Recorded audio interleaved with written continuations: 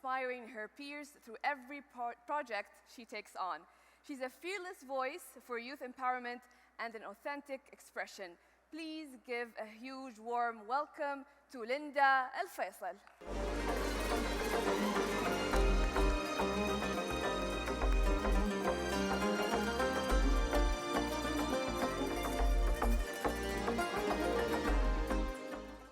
Good afternoon, everyone. Hi, my name is Linda El Faisal, and I'm a 14-year-old Saudi girl and host and founder of my podcast, Linda and Vision 2030, and I'm also an academic trained ballerina. My journey began when I realized that the place I am growing in is developing, changing, and opening for us doors we never imagined, and it was Vision 2030.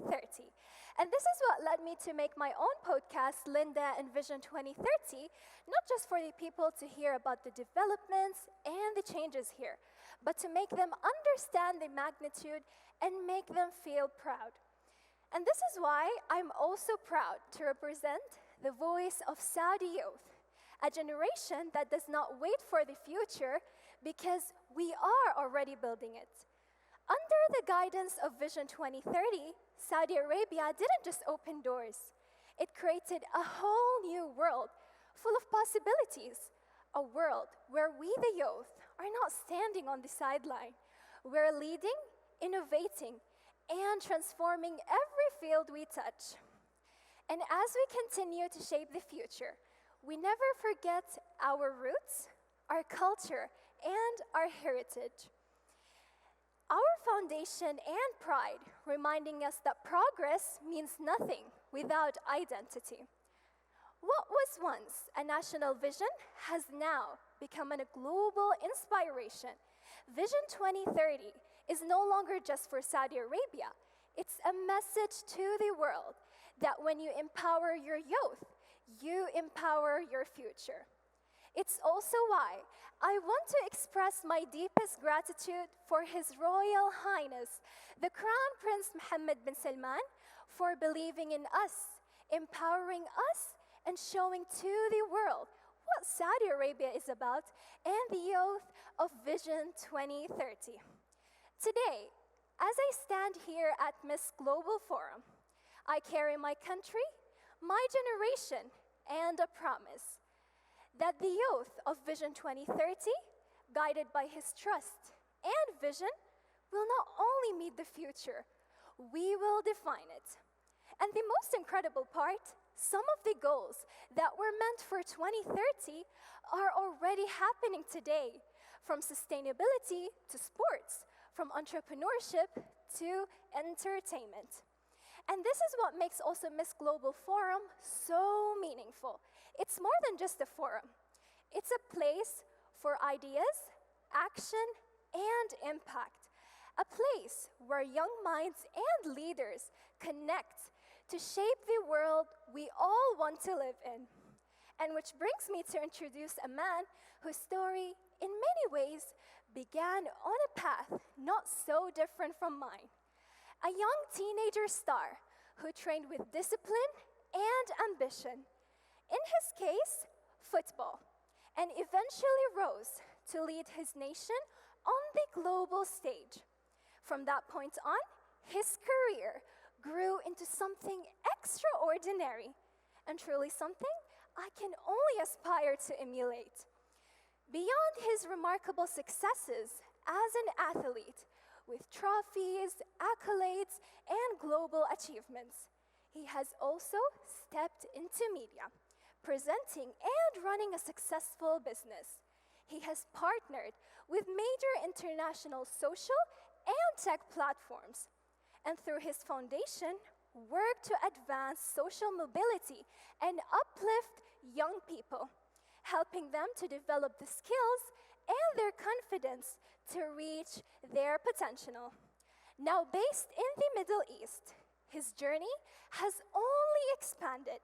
He has invested here in Saudi Arabia through Kura Break, a project aligned with Vision 2030's ambition to strengthen the kingdom's position as a leading global sports destination. So here it is. Our next session, Play It Forward, under the social entrepreneurship pillar, will be moderated by podcast host at Kura Break and senior reporter at Thamania, Khalid Al-Arafa. This session will give us the chance to learn from an extraordinary journey, one grounded in values, fueled by a competitive spirit, and driven by the belief that your platform and purpose can create a global impact. So please join me in welcoming to the stage our moderator, Khalid Al-Arafa, and former Manchester United and England captain, media global personality, and successful entrepreneur, Rio Ferdinand!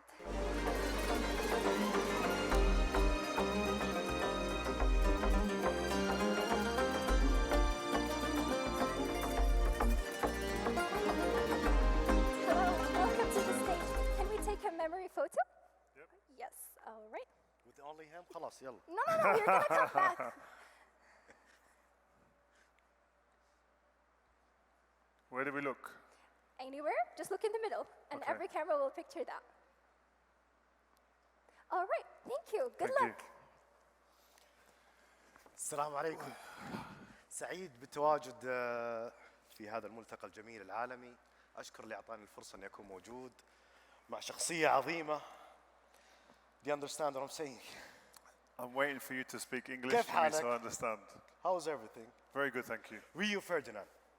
A lot of people knows you from Man United. A legend. You did a lot in football, out of the field as well. But what have you been doing lately? Working with you on Thamania TV and doing the Saudi games. Coming to Riyadh and Jeddah for the TV has been really great. Working with you, working with Kura Breaks, it's been great. And I've relocated to Dubai now. So the last 3 months, I've left England, London, and now I'm living with my family in Dubai.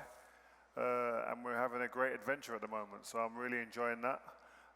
Getting used to a new way of living, new culture, new people. So yeah, really good for me and my family. New work, a new system of work, joining the business world. What surprised you more comparing to the football life? Is it the similar or different of the winning way? How do you describe it? Surprise, I don't know. In football, it's very different because there's a real appetite to win, and you have to win every day. The culture and environment that I was from, every day is a challenge. Every day is an opportunity to stamp your authority. Every day is an opportunity to step on someone's throat and to say, I'm the boss, every day. So I'm even meaning training. We would play table tennis. I would slap Cristiano. He would almost be crying. The next day he's coming, he wants to kill me. Nani crying, come back, wants to fight, wants to kill. So it was a very, very, very competitive energy in the place every day. And it could be very aggressive. In the business world, it's different. And you had to adapt the way you could speak to somebody in the change room at half time, after the training session, where emotions are high. That type of conversation can't happen in the business world. So you have to maintain calm and approach things very differently and be very kind of selective in the way you choose your words and your tone and your approach. You've experienced leading in football as a captain of Man United, leading young players, now leading a team and projects. Let's say, leading the teams at work. What do you let them focus more? How leadership at work, I mean at your job, different than the team, the football team? How do you do it? You know, there's a lot of parallels between being in a change room and being a leader in a change room and with business. It's not always having to shout. The loudest mouth and the loudest voice is going to be the one that makes the change. Sometimes it's actions. And it's the same with football. I was very much on punctuality, always turning up, consistency, showing the desire, hunger, the work ethic, those things there are transferable to now my life in business. Those things it's mirrored immediately. And I learned a lot of that from being in the right environment at Manchester United under the guidance of Sir Alex Ferguson as well. And I've just taken those traits and just transferred them to my business life. And so any people that work with me, I've got some of my team here now, I work hard, I'm always there, I'm always passionate, I'm curious, and I love to ask questions. And I think anyone who works in my businesses, I always implore them to do that. I think no question's a bad question. I think the worst thing is when you're sitting there and you're confused, you don't know what to do, and you have many questions and you haven't got the confidence to ask. You have to ask. You have to find out. You have to work away to the next stage. And that's with any environment that I have within that I work, these things are kind of non-negotiable. Do you try to understand them, each employee by himself, or do you treat them all the same? Yeah, it's funny. Sir Alex Ferguson, I always say one of his best traits is the way he managed people. And when it's a team, same as business, same as a classroom, you can't manage as a blanket everybody the same. Because I'm different to David Beckham. David Beckham is different to Paul Scholes to Ryan Giggs, all different. So he treated every individual for every situation differently. And a lot of the time, I've always said this, I will come in at halftime, and when you're one of the experienced or leading players in the dressing room, sometimes he would come in and attack you. And I should sit there and think, I have played so well for 45 minutes. Why are you shouting at me? And sometimes I would say, what are you talking about? And it'll be the hairdryer screaming, and I would say something back. But when I started to get a bit more experience, I realized he was coming for me or for Ryan Giggs or Gary Neville. As the experienced guys, he knew that our reaction would be positive. But he was trying to get to Nani or young Cristiano or Rooney or Anderson or somebody else, the young ones. But he knew if he went direct, he may lose them for the second half. So he's just his detail of how and when to approach people and with what tone was one of his best traits. Because he always got a good reaction, positive, hungry. Speaking of that, we've got a lot of young people who wants to open their new projects, new business. What would you tell them about that thing specifically when they want to treat their employees? I think leadership is when you're leading an organization, I think is huge that you set the tone and create the environment that's conducive to growth, that's conducive to people to come in and having a healthy environment and positive environment to work in, but also with clear actions and clear point of where you want to get to. What's the strategy look like? And I think when there's clarity for a project and there's transparency, everything can run smoothly when you've got a leader who is like that. And I think I'll take it back to when I played. My defensive partner, Nemanja Vidic, after games, after training, we would go in the sauna, steam room, in the pool for recovery. So we're spending after training 1 or 2 hours together alone, just chatting. And to be honest, every player has an ego, okay?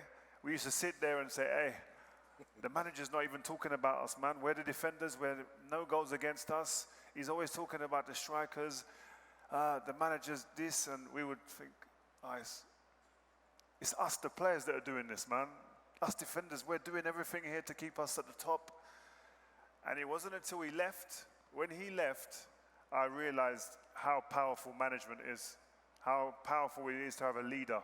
And no disrespect to David Moyes, who came in and followed him, who found it very difficult, because I think anybody would have found it difficult following him, but it just showed me that having a real manager who understood what the job required every day and came to work and set the tone and set the standards every day was so important. And one of the other things I would say that I took from him, which is very important, is the art of delegation. He was a great leader, but how many times do you think he came into our dressing room in the training ground? So I'll give you an example. in our training ground, we're there probably 300 days a year in the training ground, in our change room. How many times do you think he came into the dressing room to lead us and talk to us? I wasn't there, I don't know. I was there at United for 12 to 13 years. How many times do you think he came in the dressing room? How many? Less than 5 times. Oof. He never came in because he delegated, he gave us the ability to lead our area. He gave the doctors the ability to lead this area. He gave the nutritionists the ability to lead their area and give us the confidence. So we're the ones leading in the change room. Match day, different. But day to day, he gave us the authority to lead the young players and set the standards, set the tone. And you were guys responsible, you know, very responsible. He made responsible players, you know? Yeah. That's a great thing. But, I mean, in football, when you win directly. I mean, it's like after the game, You have to win. you lost sometimes, or no?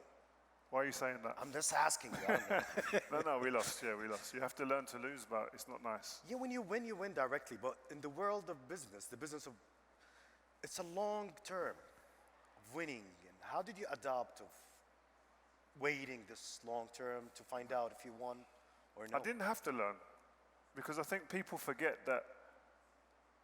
Okay, look at Lamine Yamal now. Everybody knows who Lamine Yamal is. 16 years old, he makes his debut. Everybody thinks this is overnight, but he's been playing since 4 years old. So 4 to 16, It's 12. 12. That's 12 years' work to become known. And he hasn't completed it, he's just starting. 12 years to get to a place where everybody knows you, but you've still got maybe 20 more years of work to do. So football is not just overnight success. Football is a long-term project. So then when you retire, and people say, it's very different. There's a lot of principles that are very similar. Nothing is going to be overnight. I mean, everybody's talking about crypto and all these things. You can win quick, win big, but this is like the small 0.0005% it was going to do this. The normal people, like myself, that have to go into a new industry, I have to recreate myself, rebuild, create a team that is going to support me, and then understand and expect that it's going to take a long time to build. Even my media company, Rio Presents, we do big interviews with loads of players. It looks great now. It looks magnificent now. I love it. It's a brand that I can be proud of. But if you ask some of my team who are sitting over there how much I've used to scream and go crazy and be impatient because it's taken 3.5, 4 years to get here, they will say some of them are losing hair. Some of them have gone grey because I'm texting at 2 in the morning, 3 in the morning. I see it. Yeah, he's laughing because he knows. I'm texting, how come they're doing that and we're not doing that? I want to be the best. I come from a winning background, winning mentality, winning in changing room. Like you said, not every time we won, but the conditions were that we set out every year to win. So I can't expect to just change that mentality overnight just because I've left the change room. That's now something that's kind of ingrained in me. And I want to win at everything. Let's say when you left football and you joined the business world, could we say that you left the comfort zone, entered a different life, a different everything? No. Was it did you need to build a new confidence? Okay, so it's you leave the comfort zone of a career to go to a new career, and then yes, it can be daunting, it can be intimidating, big surprises. But to be fair, I didn't allow it to be that. I started preparing for retirement at 27. I retired at 36, so 9 years later. So I had my foundation, which has been going for 15 years now. I started, which helps disadvantaged children and gets them back into education and to give them potential and opportunities to work. I have a football agency where we have almost 100 players that I started before I retired.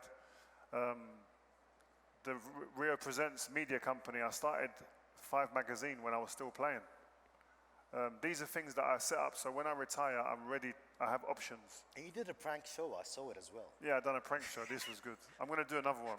Maybe here in Saudi. It'll be good. I mean, why did you choose Saudi? I mean, you're working Tamania, Queer Break. Now you're here. You're doing, I think, some more stuff with Misk. Why did you choose it? Sorry, I changed the subject, but. Yeah, I think that sometimes the world is an ever-evolving place and the landscape changes. And Qatar was probably the first moment that opened my eyes more to the Middle East and opportunity to work and come and have impact. And because I saw the reaction of the Western media to Qatar holding the World Cup, my immediate reaction was like, how can we be so judgmental? Because where I'm from is not perfect. And I've said this a lot, I don't want to go on too much, and I felt the same with Saudi when they were bidding for the World Cup. A lot of people pointing the finger, and I was like, guys, the World Cup has been to many places around the world where if we were to look beneath the surface, there's a lot of problems going on in those countries. So I don't think we should be sitting here pointing fingers. Everyone wants to improve, everyone wants to advance in life, and it should be no different from countries from this part of the world. And then I started speaking to different people. Some people reached out to me, like the people at Misk. And I've been doing projects. I've done a project with Misk maybe 2.5 years ago, and we're still talking now about developing and rolling something out a bit more meaningful. But investing in Kura Breaks, one of the hottest digital platforms in the region. But again, that it marries to a business that I already have, which is media. So it makes sense. Okay. Speaking of that, how do you pick your partnership? I'm going to go work with them. And when do you say this is a red flag, I'm not joining them? People is a big thing for me. I think I'm fortunate, I'm quite lucky that I have quite a lot of offers from different entities in different parts of the world. And again, my team will tell you, I always want to see and speak to the people that we're negotiating with. I want to see the energy. I want to feel if I'm going to get on with these guys. I'm not really about just a transaction. It's got to have more depth and more meaning than that, because if I'm going to work for a long time with someone, I want to know that I can get on with this person and this team. Again, I'm from a team background, so getting on and forming relationships is hugely important. And creating something that's going to have authenticity and longevity, I think these things are important. Obviously, you love what you do. I mean, again, I'm telling you that we have a new generation who they want to open their own business. And of course, everyone wants to make money, but at the same time, they don't want to lose their passion. I mean, how do we mix it together? What would you tell them? I think that's one of the things. I'm not shy to say that I want to make money. I want to make good business. I want to create something that's meaningful, but I want to make impact. And if you can get all of that together, then you are winning for me. And I think that's what I find with my foundation. I'm impacting young people. I've had maybe 15,000 young people come through our projects, and to see the level of confidence that they come in with, which is down beneath the floor, to when they leave our projects and programs to where they're now working in big businesses like Warner Music, BT Sports, Ralph Lauren. These guys couldn't even walk into Ralph Lauren's shop and ask to use a toilet, because they're not the right profile, they haven't the right confidence, they're not nowhere near being able to walk in there. But now we have kids that have come in our program that are now walking and working within them organizations. So you have to, I believe in the young generation, in the youth, and I think that the importance of backing them and believing in them and building these young people into confident, young, responsible people is the future. So you should not focus first about the money, focus of succeeding, and then the money will come later on. Yeah, I think creating good businesses, I think also creating something that is a solution to something is important as well. I think that's where you're seeing a lot of big businesses do well, especially in the tech world. But I'm interested in something, if you can get into a business where your passion lies, you've got a huge chance of making it success, because your energy is going to be right every day. Nowadays, we have a lot of influencers. Everybody has their own platform. Your videos are getting millions of viewers. What would you say to the person who's speaking online to make a good impact, to say something good for the future, to help in this life, to use these platforms in the right way? No, I just think you need to remember when you're on these platforms. Now we're in a world where content doesn't go away. So you have to be a responsible person from a young age. I was lucky when I was a kid, I didn't have to be responsible. We didn't have social media. For any of the older people here, we remember what that was like. So that responsibility for people worldwide was never there. Whereas now, these phones, they're a window to the wide world. You can be seen everywhere, so you have to be responsible early. And I'll be honest, I feel sorry for this generation because it's hard. It's difficult to do that. You want to be a kid. Kids make mistakes, but unfortunately now with social media, if you make a mistake on social media, it can be very impactful for the next... follow you, next couple of years or however long it could follow you around. So you've got to be responsible and you've got to take it seriously. If you're going to go on social media, it's a serious thing. It can change your life in many ways, for good or bad. You've made a great legacy, a name, Rio Ferdinand. If someone wants to follow your footstep and build something and it will last long, what would you tell them? Which kind of hobby or habit that they should build that it will help them in the future? Well, that's a hard question, man. I think Well, you just got to go. You've got to go with where your heart takes you to go. And I think one of the things I have learned in post-career from football is sometimes the dream and the target, getting there, the journey's never going to be the same. The journey is not what you always imagined, and it can go off to get to that journey and embrace that change. And I think some people, they get disheartened when something's not going to plan. But listen, stick with it. Keep working and find a way to get it back on the road to be successful. And I think it's very rare that you find where you set out to achieve something that there's no mistakes, there's no bumps in the road. It's like my son, two of my eldest boys, 17 and 19, they want to be football players. They play for Brighton, who are in the Premier League. And I've always told them growing up, you've got more chance that you're not going to make it, just so you know that. And for a parent to say that to your kids is quite difficult because their dream is to be a footballer and it feels like you're quashing their dream. But the law of averages is like 0.004% of kids are going to make it. So you're better off doing something else. But just preparing them that there's going to be a big chance they don't make it, I think is important because it's a hard industry and all industries are hard to conquer and hard to complete. So, and every walk of life, there's a problem. Be prepared.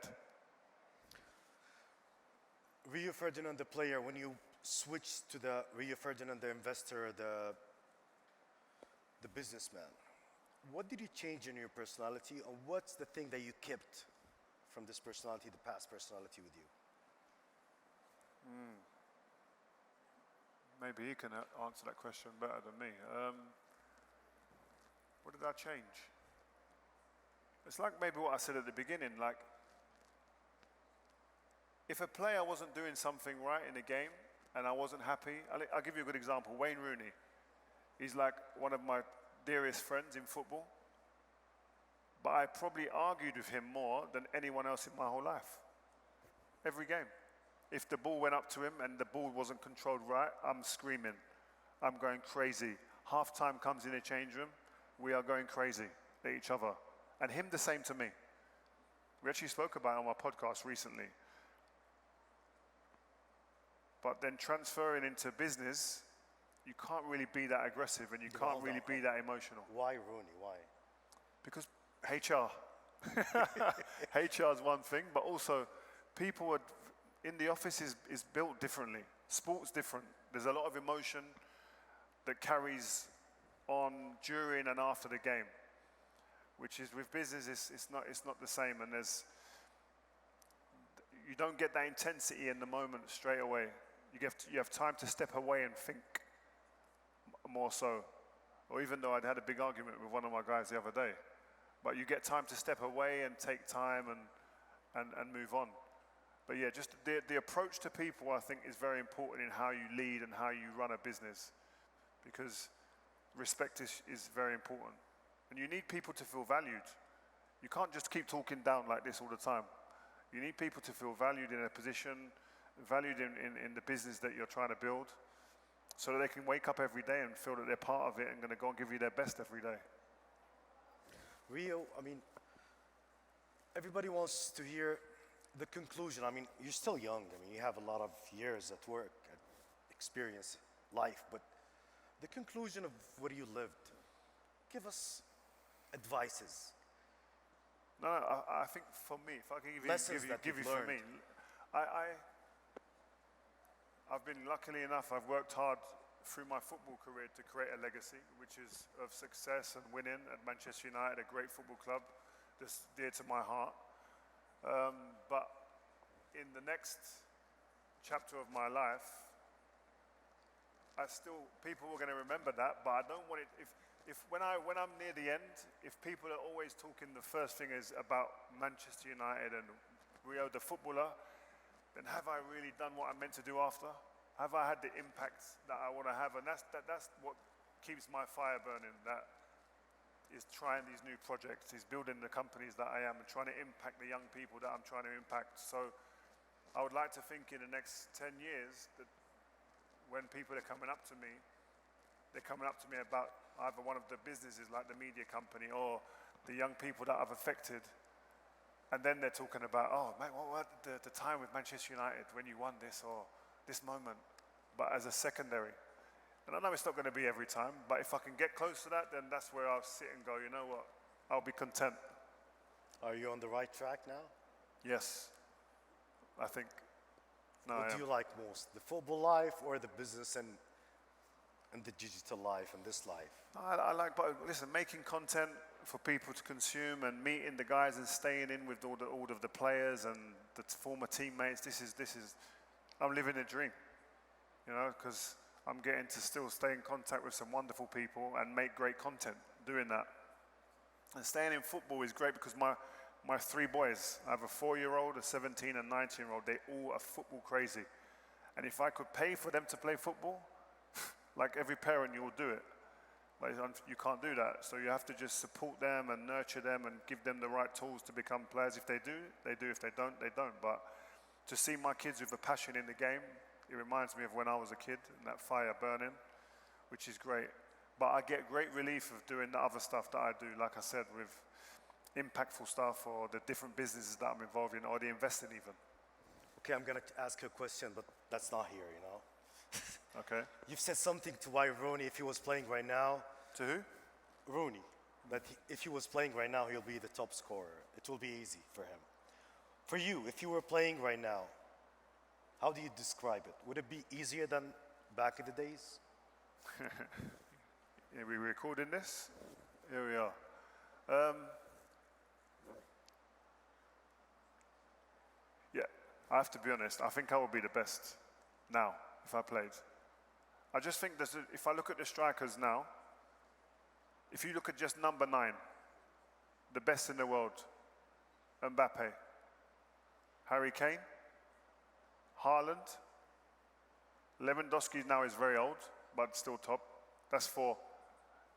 Osimhen. Somebody please shout another name, world class, top. Can somebody shout? You, Khalid, come on. يلا عطونا. Who? Anthony. Anthony. Who? Who? Mean?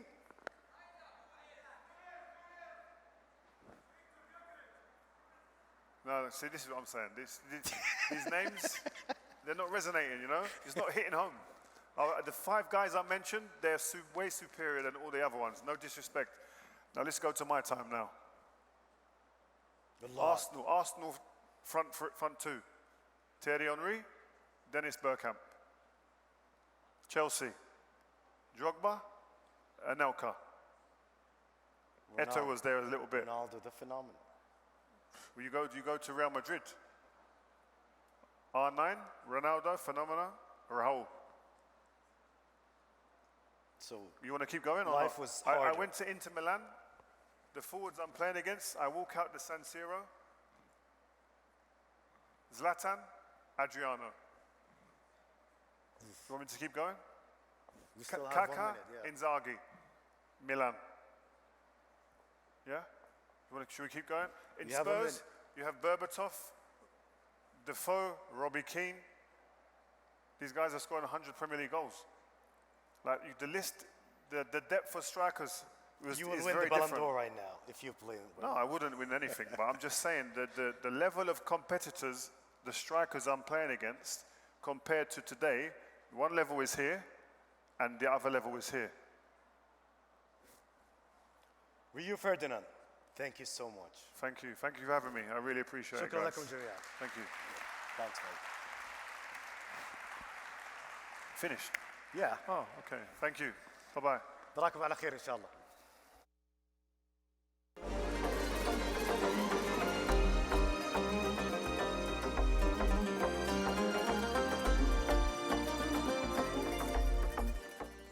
Thank you, Rio Ferdinand and Khalid.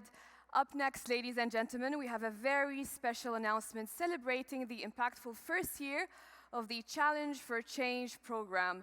This is a truly inspiring program highlighting youth empowerment across Saudi Arabia. And to explain a little more about the innovative solutions that are driving social transformation, let's take a look at this video.